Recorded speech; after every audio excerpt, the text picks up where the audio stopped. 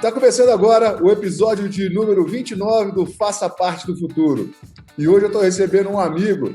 Fala, Lucas. Opa! Tudo bom, velho? Tudo ótimo, graças a Deus. Obrigado pelo convite. Que isso. E hoje, no episódio de hoje, nós vamos falar sobre intraempreendedorismo e sobre ser um cara expatriado. O cara foi embora, está lá na Bélgica. Nós vamos falar um tiquinho sobre isso. Primeiro eu queria apresentar o Lucas, na minha visão, né? Para depois ele se apresentar formalmente. O Lucas é um cara que eu conheço já, quantos anos? Nossa Senhora, mais de 20, cara. Mais de 20. O que eu lembro muito do Lucas, lá para meados dos anos 90, a gente talvez era um dos poucos na nossa cidade aqui que tentava mexer com o computador. Eu estava no 2º grau fazendo um curso técnico, estava lá aprendendo a desenvolver, esse cara ficava batendo a cabeça em frente ao computador e ficava me ligando para ir lá tentar arrumar alguma coisa. Um belo dia nós formatamos o computador, o Windows 3.11, ficou só a tela do DOS, os dois fudidos olhando para aquela tela preta. Não esqueço nunca disso. Meu IBM Aptiva. Tinha uma impressora matricial enorme, gigante. Ai, meu Deus, o tempo passa, viu? Bons tempos. Bons tempos. Mas, além disso, além dessa aventura computacional, o Lucas também foi um dos caras que me incentivou a trilhar o caminho do empreendedorismo, né? A gente conversava muito, o Lucas também sempre foi um cara muito focado em carreira e trabalho, assim como eu sempre fui e eu sou. Tinha desenvolvido uma plataforma, um sistema muito louco, uma coisa muito louca. Numa conversa com ele, ele falou: bicho, por que você não monta uma empresa e tal? O Lucas acabou nos aproximando do investidor anjo e a gente acabou montando a nossa primeira empresa. Eu tinha 24 anos na época, o Lucas acabou montando ao mesmo tempo uma empresa para ele também, e a gente acha que a gente dividia inclusive o mesmo prédio, né? Era mesmo andar, né? Uma aventura meio complicada, acabou que a empresa não deu certo, eu acho que muito pela nossa pouca idade, pela pouca experiência, mas o Lucas foi um dos caras que me incentivou a abraçar o empreendedorismo e seguir essa caminhada. O Lucas depois deixou de empreender, mas nunca tirou isso do sangue, né? É por isso que a gente vai falar sobre intraempreendedorismo. Assim como eu também, depois dessa aventura, fiquei um tempo como consultor, depois voltei a trabalhar com carteira assinada e hoje estou aqui empreendendo de novo. Depois que esse bichinho morde a gente, né, Lucas? A gente sempre dá um jeitinho de fazer essa história acontecer de novo. Bom, demais. Falei quem é o Lucas da minha visão, agora você podia se apresentar formalmente. Quem é o Lucas, o que você faz? Eu acho que você já fez uma boa apresentação. Bom, eu sou Lucas, sou originalmente de Belo Horizonte, mas morei um bom tempo em Betim, onde conheci o Vinícius, que estudava no Cotemig, não esqueço disso. Cotemig. Eu estava perturbando ele lá para me ajudar com as bobagens que eu fazia no meu primeiro computador. Foi bem bacana. Passa rápido a história. Mas, bom, desculpe que meu filhote está aqui do lado, vai ter um pouquinho de barulho. É isso mesmo. Faz parte da vida. Novos tempos do home office. Novos tempos do home office, exatamente. Mas eu sou formado em comércio exterior, tenho MBA na parte de logística internacional e também questão de projetos, e um MBA executivo. E, igual o Vinícius já explicou, eu comecei minha carreira como empregado, que foi onde eu realmente aprendi, sempre nessa área de supply chain. E um certo momento, que foi esse momento que ele mencionou, eu resolvi largar uma carreira que até então parecia promissora numa grande empresa e partir para a veia empreendedora. Não me arrependo de nada, foi uma boa experiência, mas que acabou não dando certo, né, pela imaturidade, pela falta de experiência mesmo. E acabei voltando, inclusive, para a mesma empresa que eu trabalhava quando eu pedi minha demissão pela primeira vez, né? E é a empresa que, inclusive, estou nela até hoje, né? Que é uma fundição e foi nela que eu cresci. Comecei como estagiário e hoje estou morando na Bélgica, porque é onde fica o headquarters, né, da empresa, e eu sou responsável pela parte supply chain do nosso grupo. Então, resumindo isso um pouco a parte da minha carreira, foi isso. O bicho, eu não me arrependo dessa nossa... Né? Você falou de mim, eu vou falar de você, pô. Então fala. Sempre mantivemos contato. Vinícius é um cara que eu sempre gosto de trocar muitas ideias, porque é um cara que me inspira, né? Visionário, na minha opinião. E eu me vejo como muito cético, às vezes, muito crítico, e eu gosto de trocar umas ideias com ele, que ele me mostra caminhos diferentes, abre um pouco a minha mente. Então, sempre foi um cara que eu sempre admirei demais, pelo lado profissional, mas sobretudo pelo lado humano, porque é um cara muito bacana. Já que agora já rasgamos a seda... Vai descer uma lágrima aqui.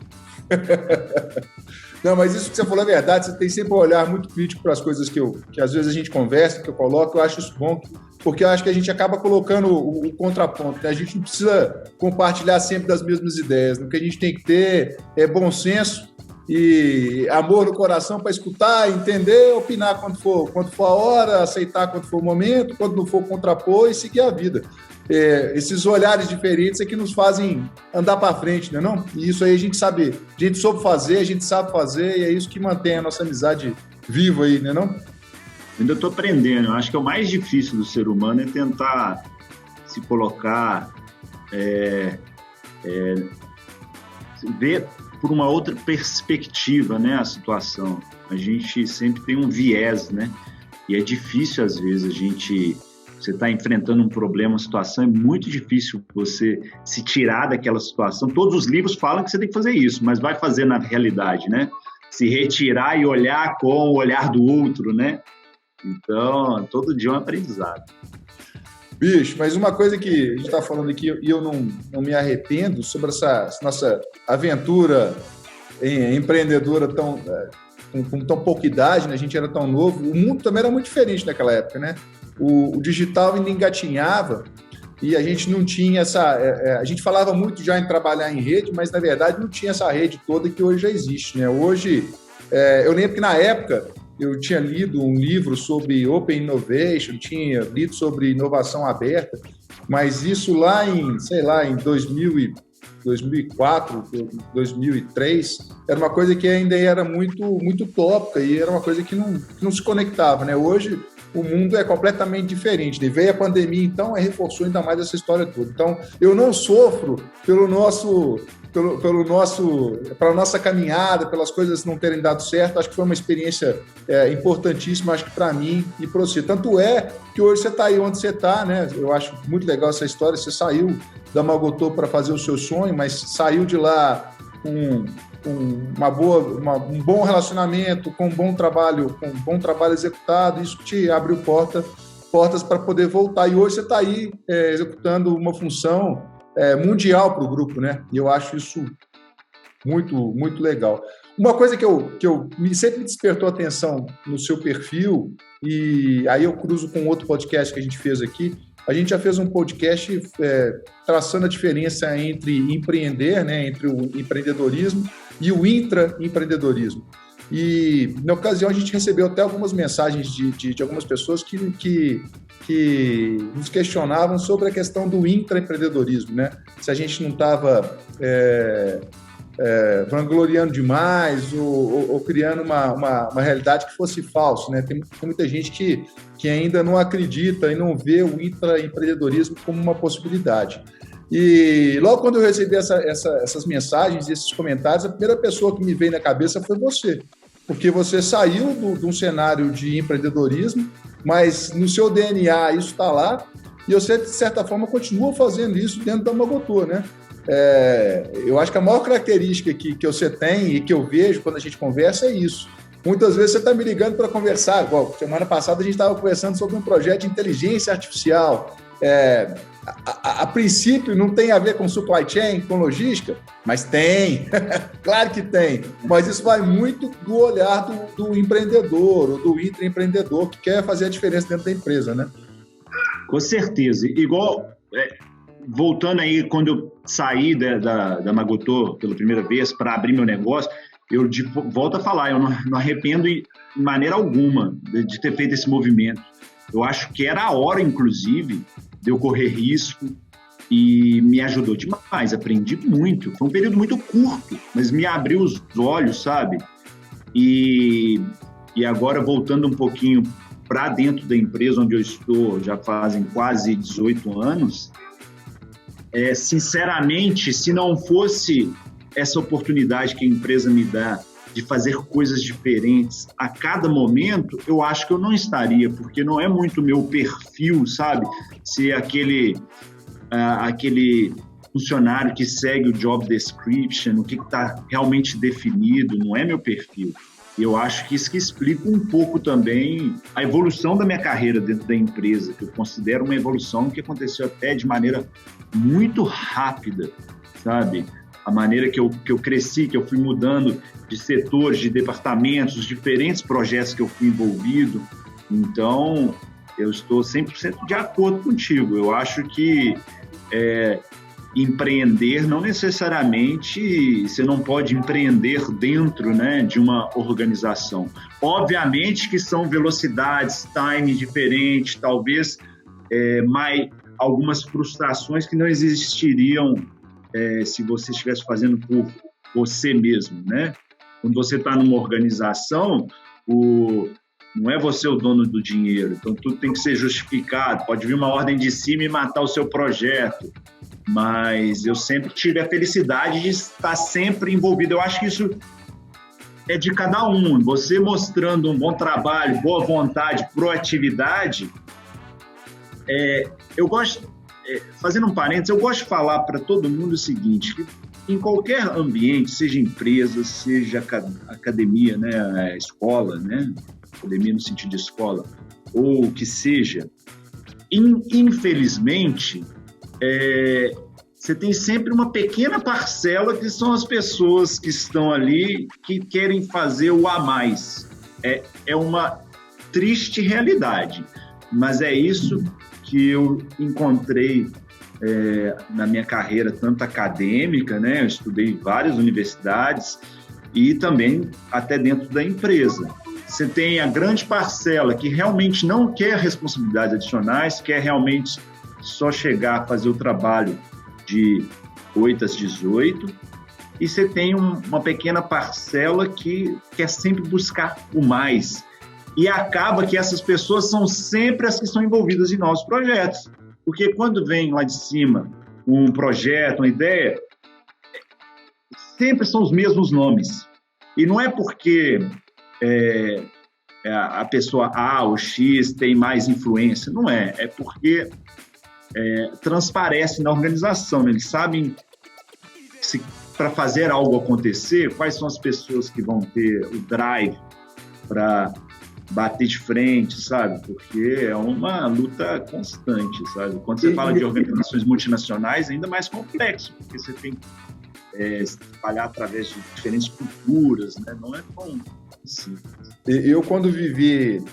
Aí são duas coisas, trazendo já para a minha experiência, né? Eu sempre procurei usar essa questão do empreendedorismo como uma forma de me diferenciar onde eu estava, né?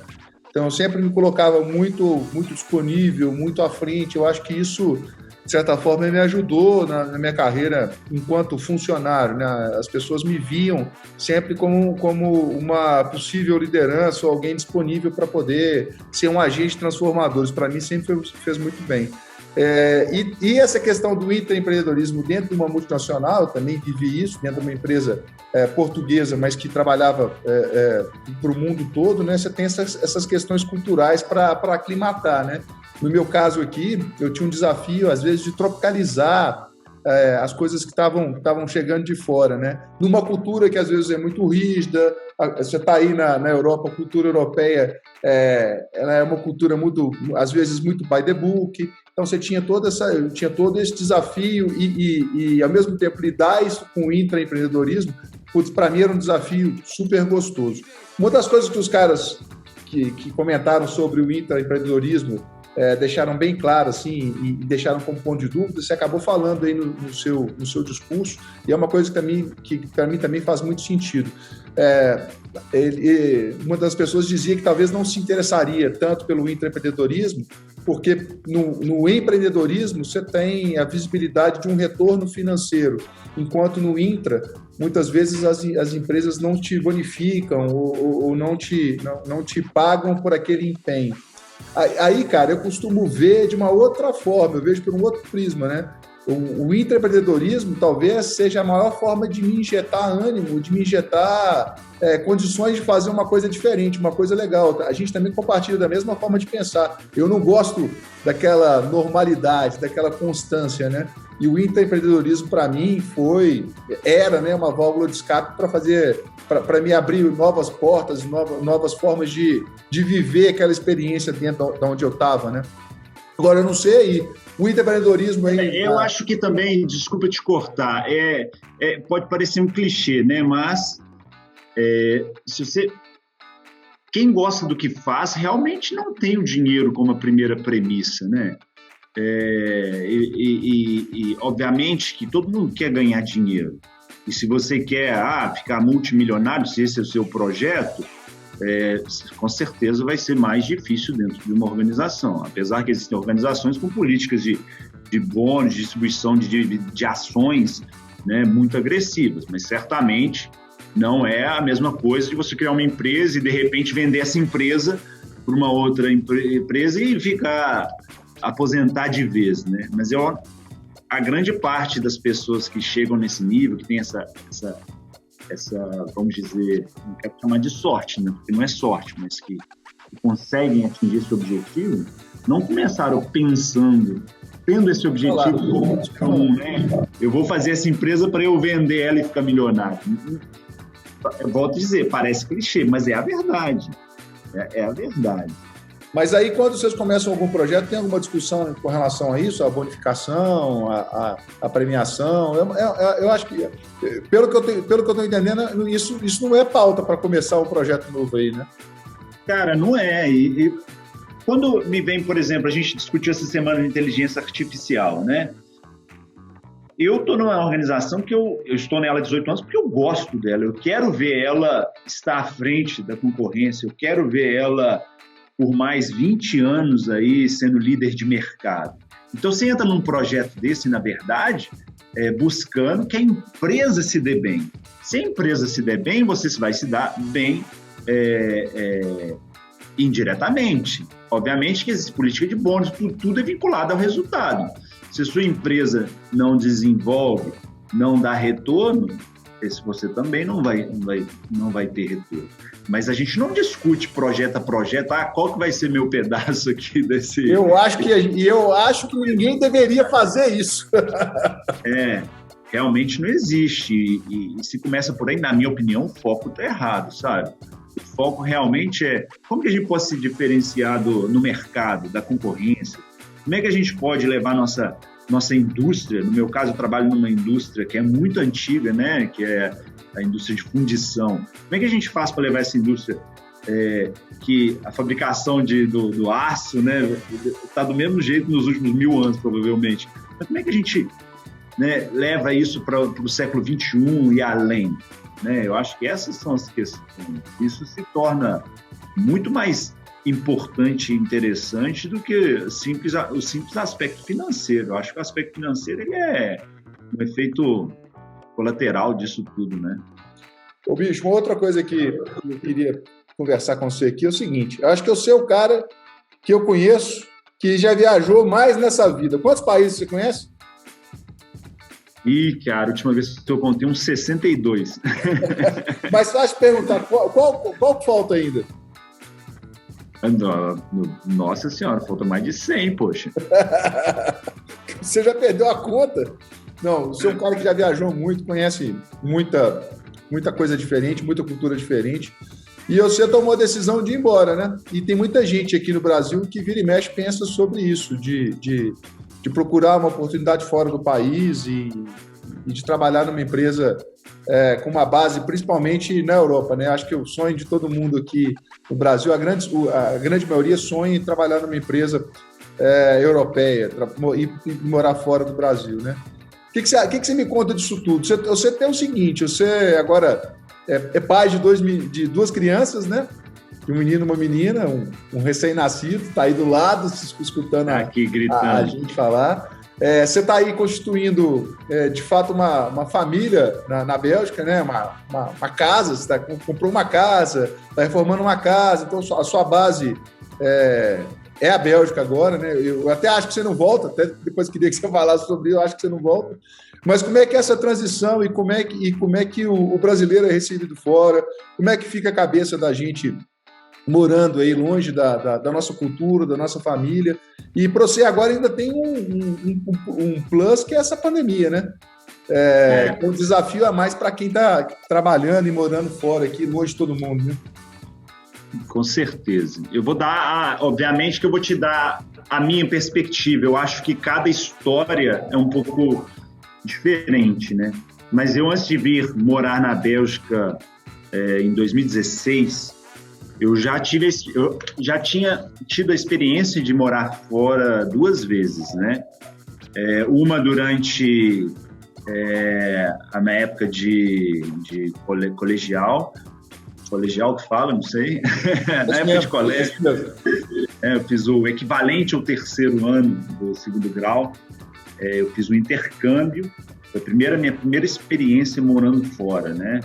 E foi essa, para mim, disparada, a melhor experiência que eu tive na minha vida, e eu recomendo, assim, se eu puder prover meus filhos de fazerem a mesma coisa, eu o farei, sabe?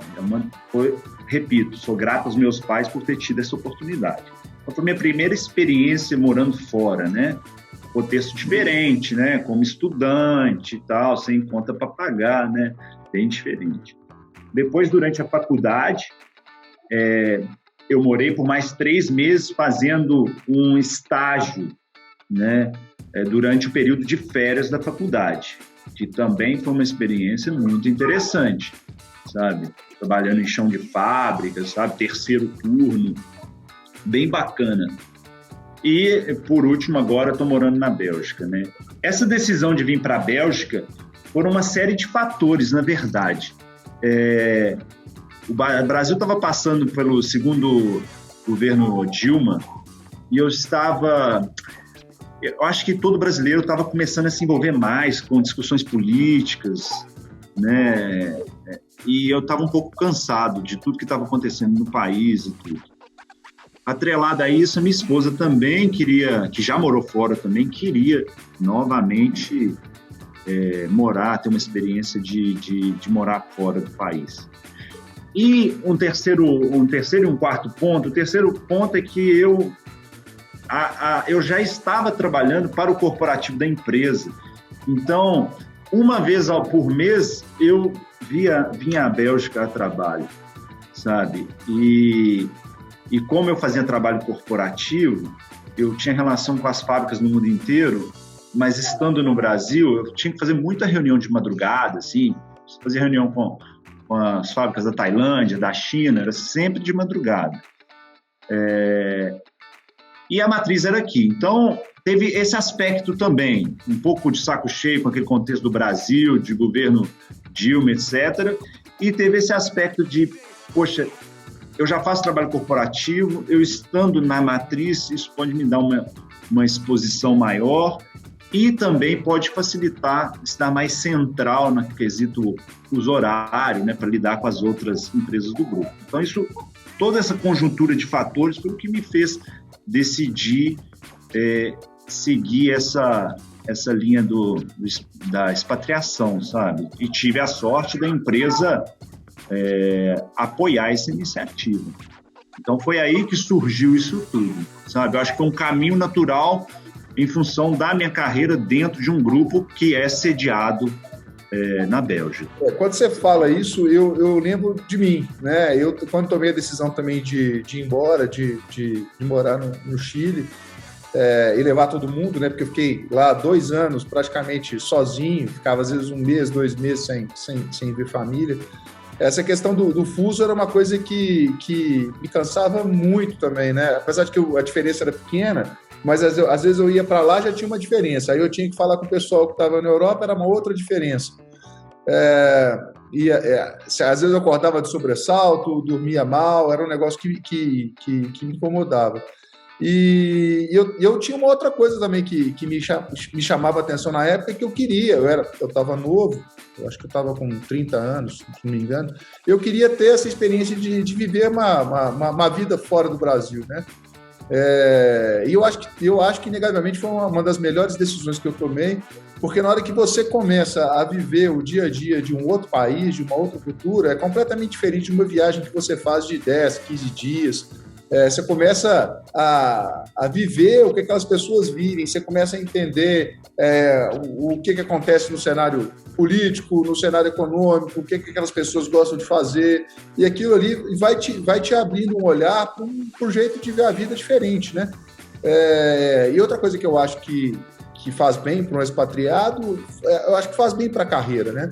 Acho que as pessoas têm uma receptividade muito grande para aquele indivíduo que teve uma experiência fora do que é o tradicional, fora do que é dentro do Brasil. Então, com certeza, mas eu queria pontuar um negócio, sabe? Eu falei que eu estava um pouco de saco cheio e tal, mas eu nunca tive aquela visão romântica de exterior, pelo fato de já ter morado fora, pelo fato desde meu hobby sempre foi viajar, sabe, de mochilão, por isso que eu conheço 60 e tantos países, não só pelo trabalho, mas mais também porque sempre, quando eu posso, eu viajo. Então, eu nunca tive aquela visão romântica de quero mudar porque no exterior tudo é bonito, é tudo ótimo, a vida vai ser perfeita e bonita. Não é. É pelo contrário, sabe? Você me perguntou no início como que eu fui recebido e tal. Meu caso também é bem peculiar, porque eu já conhecia todos aqui. Mas é um ambiente de trabalho completamente diferente do ambiente aí no Brasil.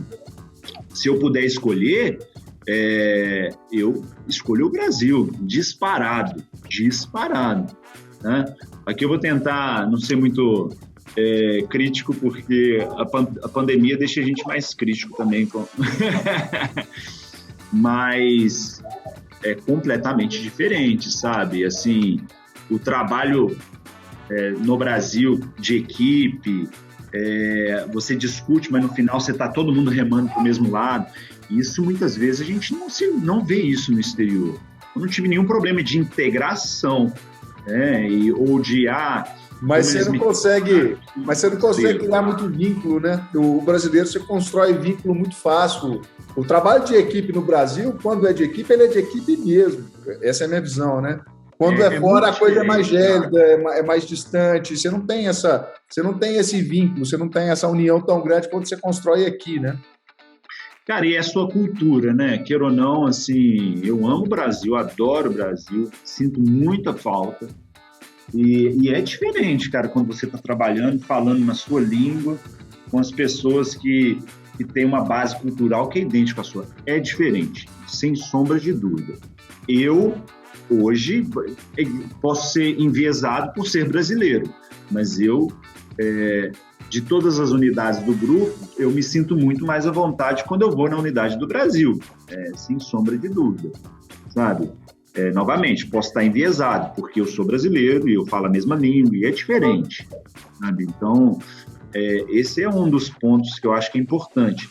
E outra, o astral é diferente, cara. Eu moro na Bélgica, é um país de clima muito diferente do Brasil, o clima tem um impacto fodido na vida das pessoas, desculpa o vocabulário, mas tem um impacto. Tem sim.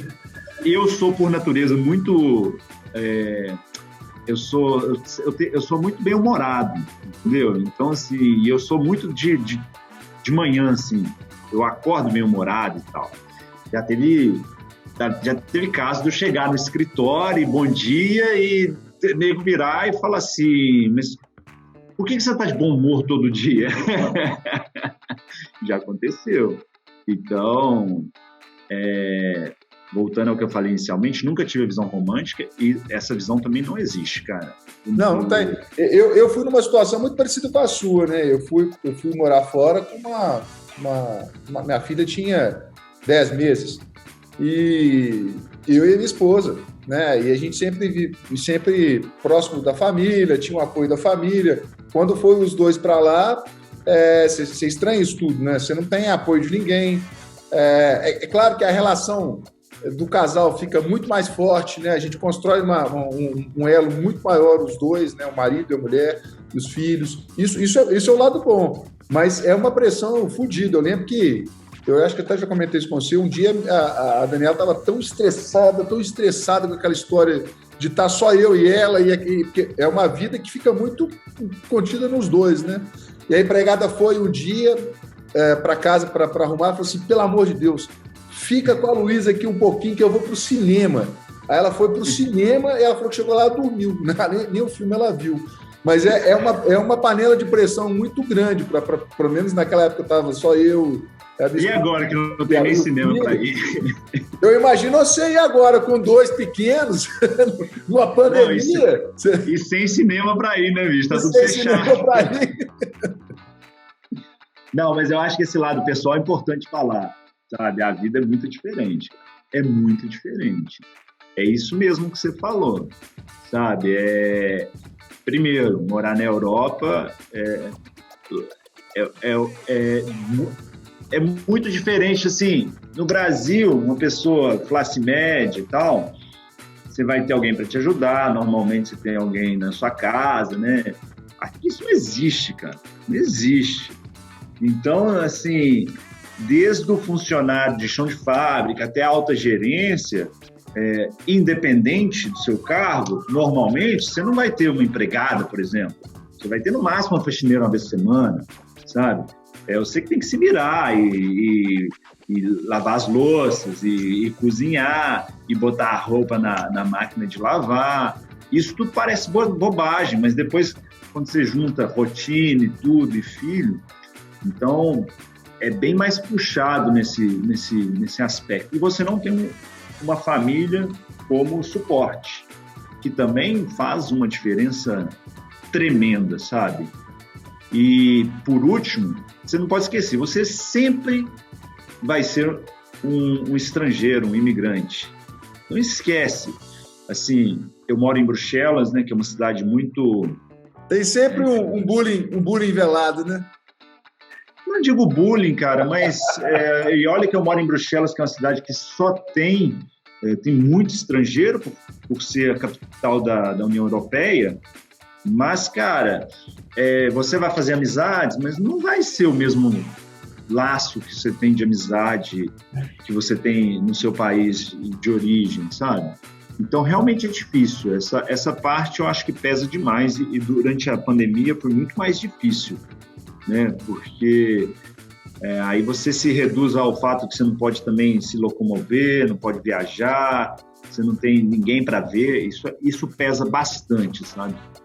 Eu acho que é sempre importante lembrar isso. E, volta a falar, o clima pesa demais, cara. Pesa. Eu adoro o frio, cara, mas a falta de luz impacta demais no humor das pessoas.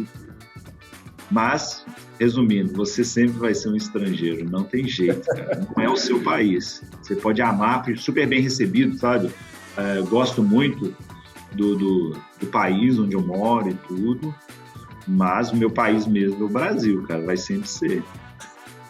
Ô, bicho. Por isso, eu não entendo essas pessoas que às vezes vão para fora para criticar o país de origem e tal, sabe? Eu sou o contrário, sabe? Com todos os problemas do Brasil, eu tento promover o Brasil aqui de tudo quanto é jeito. Não, cara, eu também, assim, em um momento quando eu estive fora, eu não critico o Brasil na sua essência, né? Eu não critico as pessoas, né? O Brasil é foda, cara. O Brasil é foda. O Brasil tem tudo para funcionar. A gente tem as melhores pessoas do mundo. A gente que já trabalhou fora. A gente está falando de trabalho em equipe aqui. Não tem um lugar melhor para você criar engajamento e construir um cenário de transformação, entendeu? Não tem. O brasileiro, quando está engajado, o brasileiro está engajado mesmo. Então, eu prefiro ter um olhar... faz acontecer, né, cara? Você falou lá no início, não é tão by the book, né? Não é tão protocolar. O brasileiro dá seu jeito, né? E faz acontecer. Mesmo que seja, às vezes, bypassando as regras, que pode ser ruim em alguns quando você precisa de um processo muito padrão, vamos dizer assim, mas ele faz acontecer, ele chega no objetivo final, vamos dizer, né? Eu sou muito adepto a não desistir do meu país, entendeu? Eu quero, e o que a gente tenta fazer aqui, às vezes as pessoas não entendem, é tentar encontrar um meio de gatilhar as pessoas a transformarem. Cara, a gente tem tudo aqui, entendeu? Agora, viver uma experiência fora, trocar, conectar com outras pessoas, com outras culturas, com outros países, e isso eu acho incrível e eu acho que todo mundo deveria fazer isso, entendeu? Até para dar mais valor no que acontece aqui, entendeu? É sensacional e você falou tudo, exatamente. Você morar fora, abre seus olhos, é aquilo, né, cara? Você nunca está satisfeito com o que você tem. Mas uma vez que você deixa também, aí você começa a pensar, putz, como minha vida era boa lá no Brasil, né? Como era legal, né? Tinha meus amigos, minha família. A mesma família que você vai, fica uns dias junto, começa a brigar, né? E depois enche o saco, né? Mas isso tudo, quando você está longe, Mas voltando ao seu ponto aí da cultura, eu sou suspeito. Eu sou apaixonado, alucinado com conhecer outras culturas. Quando eu falo assim que eu viajei em muitos países, as minhas melhores experiências foi quando eu tive a oportunidade de realmente fazer uma imersão cultural, sabe? Não ir para ver um ponto turístico, mas assim que eu mudei para cá, eu comecei a fazer um MBA. Vou contar uma breve história aqui, rapidamente, se você me permitir. Vai lá. E na minha sala de MBA, aqui na Bélgica, inclusive, uma faculdade bem renomada aqui, tinha acho que umas 50 nacionalidades. E tinham na sala, cara. E eu tinha um colega que eu fiquei conhecendo depois, né, de Camarões, cara. Sentou do meu lado um dia e tal. E um dia eu voltei para casa e eu comentei com a minha esposa, com a Carla, né? Falei, tem um cara de Camarões na minha sala. E a Carla é apaixonada com África e tal. Você trata de ficar amigo dele e falar para ele que nós vamos lá visitar. Assim, primeira semana de aula. E aí um dia eu estava no intervalo, eu virei e falei, Albert, minha esposa falou que eu preciso ser seu amigo, porque ela quer ir te visitar lá no Camarões. Aí ele deu aquela risada, né, assim, e ficou, assim, encantado, porque normalmente você fala, eu quero ir para Camarões, as pessoas, na grande maioria, vão pensar N lugares para ir antes. Mesmo Camarões. Camarões, na África, né? E, cara, e para resumir a história, virei um grande amigo dele e fui passar um feriado de Páscoa em Camarões com a Carla. E foi sensacional, porque eu fiquei na casa dele, eu fui à missa, eu fui à igreja com ele, eu fui na vila onde ele cresceu. Então, assim, eu vivi uma experiência que, se eu tivesse ido como turista, sozinho, assim, ou por fazer mochilão, com certeza não teria.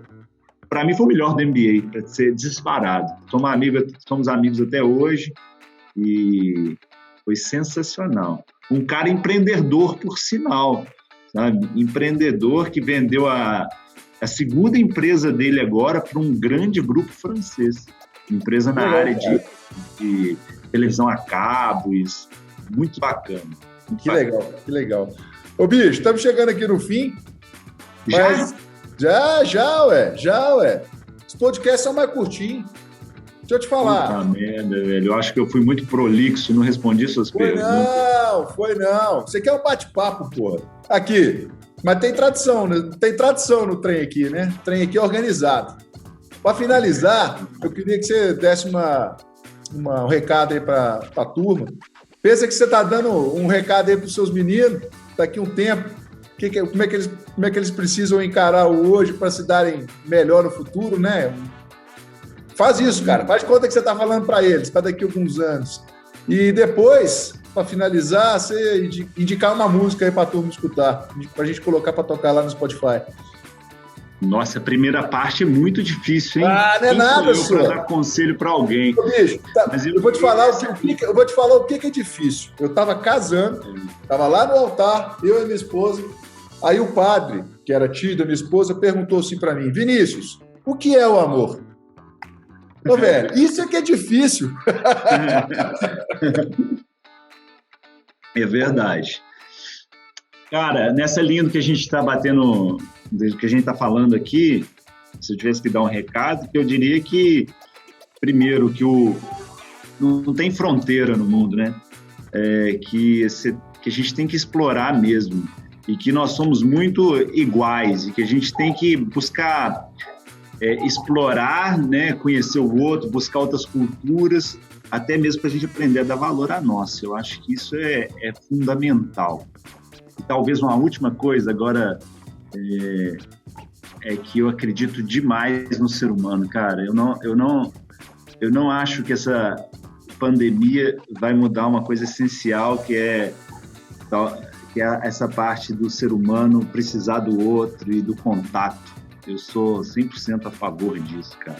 Isso aí, eu tenho que concordar com você. Então, até que eu repito aqui quase todos os dias, né? Não tem maior tecnologia do que essa aqui não, bicho.